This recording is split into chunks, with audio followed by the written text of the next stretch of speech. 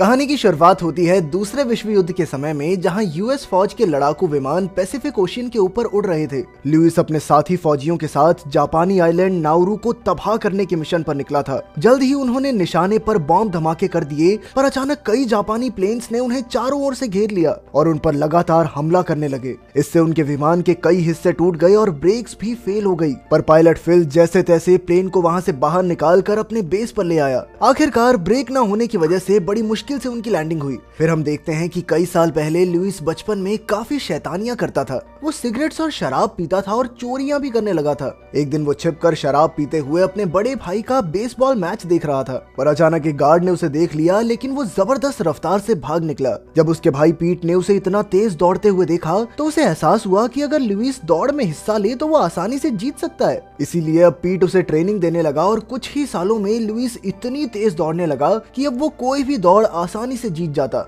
इस वजह से वो तूफान के नाम से मशहूर हो गया। एक बार तो उसने 1.5 किलोमीटर की दौड़ सिर्फ 4 मिनट में पूरी करके देश के सभी स्कूल्स का रिकॉर्ड तोड़ दिया। इसी वजह से लुइस को अमेरिका की तरफ से 1936 के बर्ली ओलंपिक्स में जाने का मौका मिला। जाने से पहले उसने अपने भाई को गले लगाकर उसका शुक्रिया अदा किया। जाते हुए पीट ने उसे समझाया कि एक पल का दर्द उसे जिंदगी भर की शोहरत दिला सकता है। इसके बाद दौड़ का दिन आया, जहां लुइस 5000 मीटर की रेस में हिस्सा ले रहा था। उसका पूरा परिवार रेडियो पर दौड़ के समाचार सुन रहा था, मगर जल्द ही कई मजबूत खिलाड़ियों ने लुइस को पीछे छोड़ दिया। पर लुइस भी पूरा जोर लगाकर दौड़ा और कई खिलाड़ियों से आगे निकल गया, मगर आखिरकार उसने 8वें नंबर पर दौड़ खत्म की। अब उसने अगले ओलंपिक्स जो 1940 में टोक्यो में होने वाले थे, उनमें गोल्ड मेडल जीतने का फैसला किया। मगर जल्द ही दूसरे विश्व युद्ध के शुरू होने से उसका सपना चकनाचूर हो गया। वर्तमान समय में प्लेन लैंड करने के बाद फिल ने भगवान का शुक्रिया अदा किया तो लुइस ने कहा कि उसे भगवान पर यकीन नहीं है। खैर, अगले दिन से ही लुइस दौड़ने की ट्रेनिंग में लग गया और उसकी रफ्तार देखकर उसके सभी साथी भी हैरान रह गए।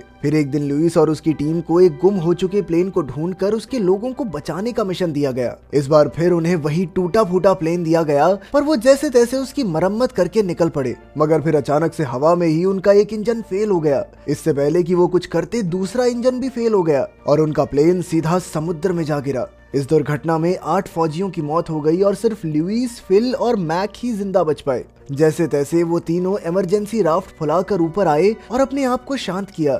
मैक तो बिल्कुल हिम्मत हार चुका था, पर बाकी दोनों में हौसला बाकी था। उनके पास खाने को कुछ ही चीजें थी और पीने के लिए एक बोतल पानी। लुइस ने कहा कि वो सुबह और रात को चॉकलेट का एक एक टुकड़ा खाएंगे और दिन में बस 2 घूंट पानी पिएंगे।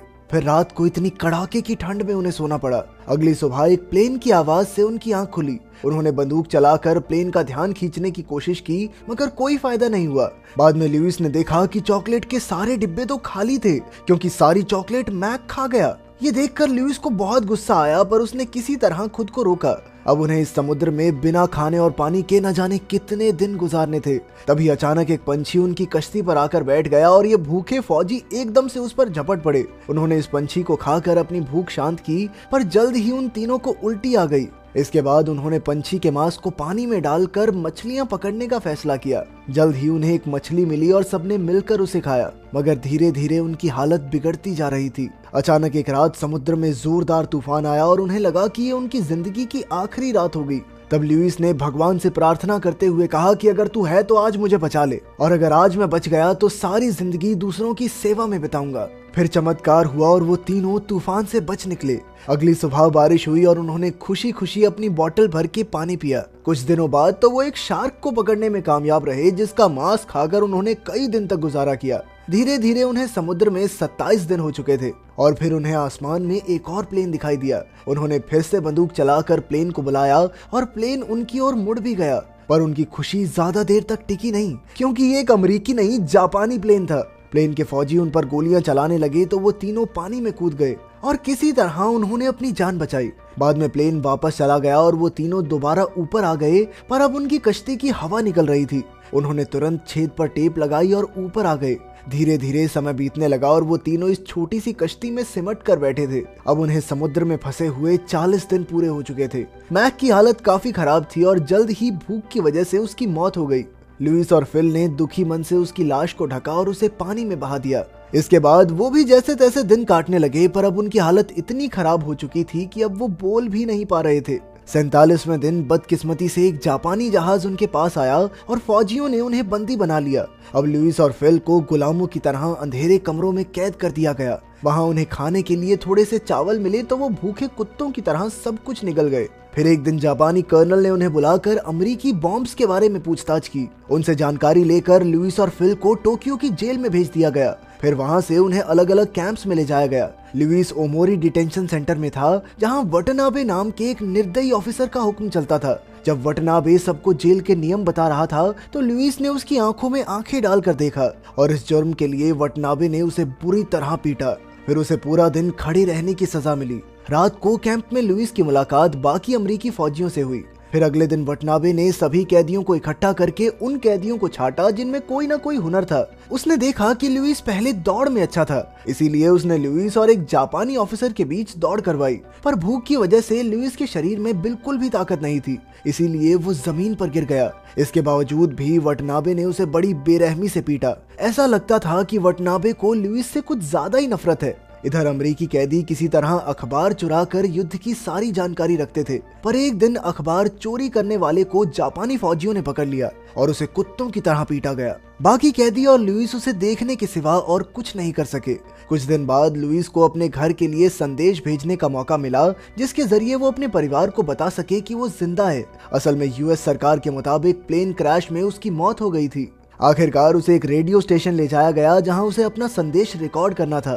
साथ ही लुइस पर यह झूठ बोलने का दबाव बनाया गया कि यहाँ उस पर कोई अत्याचार नहीं हो रहा, ताकि अमेरिकी सरकार पर जापानी कैदियों को ढंग से रखने का दबाव बन सके। इसके बाद लुइस को काफी समय बाद अच्छा खाना खाने को मिला, मगर इसके बाद जापानी ऑफिसर्स ने उसे अमेरिका के खिलाफ भाषण देने को कहा। इसके बदले उसे जापान में एक अच्छी जिंदगी बिताने का लालच दिया गया। पर लुइस अपने देश के साथ गद्दारी करने को हरगिज तैयार नहीं था, इसीलिए उसे वापस जेल कैंप में भेज दिया गया। जब वो लौटा तो वटनाबे ने कहा कि लुइस भी उसकी तरह ताकतवर है और अगर वो युद्ध में ना होते तो शायद बहुत अच्छे दोस्त होते। पर क्योंकि लुइस ने ऑफिसर्स की बात नहीं मानी, इसलिए वटनाबे ने सभी कैदियों को लुइस के मुंह पर मुक्का मारने का हुक्म दिया। ये सजा पूरा दिन जारी रही और अंत में लुइस का चेहरा बुरी तरह जख्मी हो गया। फिर एक दिन ऑफिसर्स के मनोरंजन के लिए कैदियों को सिंड्रेला नाटक करने का हुक्म मिला। इस दौरान वटनाबे ने लुइस को बताया कि अब वो सार्जेंट बन गया है, इसीलिए कल वो ओमारी डिटेंशन सेंटर से जा रहा है। उसने लुइस से कहा कि मुझे बधाई दो, लेकिन लुइस एकदम शांत रहा। वटनाबे के जाने के बाद कैदियों की जिंदगी काफी बेहतर हो गई, लेकिन ये सब ज्यादा दिनों तक नहीं चला। अचानक एक दिन दूसरे देशों ने साथ के शहर पर बॉम्ब धमाके कर दिए, जिस वजह से सभी कैदियों को नाइत्सु कैंप भेज दिया गया। वहां पहुंचकर लुइस ने देखा कि यहाँ का ऑफिसर कोई और नहीं बल्कि वटनाबे ही था, और वटनाबे को देखते ही उसे वहीं चक्कर आ गए। वटनाबे ने फिर से भाषण दिया और बिना वजह लुइस को मारा। लुइस से कुछ ज्यादा ही प्यार है भाई से। अगले दिन से सभी कैदियों को कोयले के बड़े बड़े बैग्स जहाज में चढ़ाने की सजा मिली। इन बैग्स का वजन और भूख प्यास के चलते कई कैदी बेहोश होकर पुल से नीचे गिरकर मारे गए। एक दिन लुइस बहुत ज्यादा थकावट की वजह से जमीन पर लेट गया, तो फौजी उसे पकड़कर वटनाबे के पास ले आए। तब वटनाबे ने उसे अपने सर पर भारी भरकम लकड़ी उठाने की सजा दी, और अगर उसने लकड़ी गिराई तो उसे गोली मार दी जाएगी। बेचारा लुइस मरने की हालत में भी जैसे तैसे लकड़ी को उठाए खड़ा रहा। सभी कैदी उसका जज्बा देखकर हैरान रह गए और धीरे धीरे लुइस की जीत के नारे लगाने लगे। ये सुनकर लुइस का जोश और बढ़ गया और उसने वटनाबे की आंखों में आंखें डालकर लकड़ी और ऊंची उठा दी। ये देखकर वटनाबे गुस्से से तिलमिला उठा और उसने लुइस को खूब पीटा। अगली सुबह एक जापानी ऑफिसर ने ऐलान किया कि युद्ध खत्म हो चुका है, और उसने सभी कैदियों को पास की ही एक नदी में नहाकर आने को कहा। पहले तो कैदियों को लगा कि उन्हें मार दिया जाएगा, पर अचानक आसमान से अमेरिकी प्लेन गुजरा और वो समझ गए कि आखिरकार युद्ध खत्म हो गया है। सारे कैदी बेहद खुश हुए और नाच गाकर जश्न मनाने लगे। इसी बीच लुइस वटनाबे से मिलने गया, पर तब तक वटनाबे बाकी जापानी फौजियों के साथ भाग गया था। तब लुइस जमीन पर बैठ गया और वटनाबे के बचपन की तस्वीर देखने लगा। आखिरकार लुइस और बाकी कैदी अपने देश वापस लौट आए, जहां उनके परिवार बेसब्री से उनका इंतजार कर रहे थे। ये एक सच्ची कहानी है, जहां बाद में लुइस ने शादी की और उसके 2 बच्चे भी हुए। उसका भाई फिल भी जंग से जिंदा लौट आया। उधर वटनाबे भेष बदल कर छुप गया, क्योंकि युद्ध में किए हुए अत्याचारों के बदले उसे सजा सुनाई जानी थी। वहीं लुइस ने अपना पूरा जीवन लोगों की सेवा में लगाकर भगवान से किए अपने वादे को पूरा किया। साथ ही उसने बुरे समय को भुलाकर जापानियों को माफ कर दिया। और वो कई जापानी लोगों से भी मिला, लेकिन वटनाबे ने उससे मिलने से इनकार कर दिया। आखिरकार 80 साल की उम्र में ओलंपिक्स में दोबारा दौड़कर लुइस ने अपने सपने को पूरा किया। अगर वीडियो पसंद आई तो लाइक कर देना, चैनल को सब्सक्राइब कर देना। मिलते हैं अगली वीडियो में।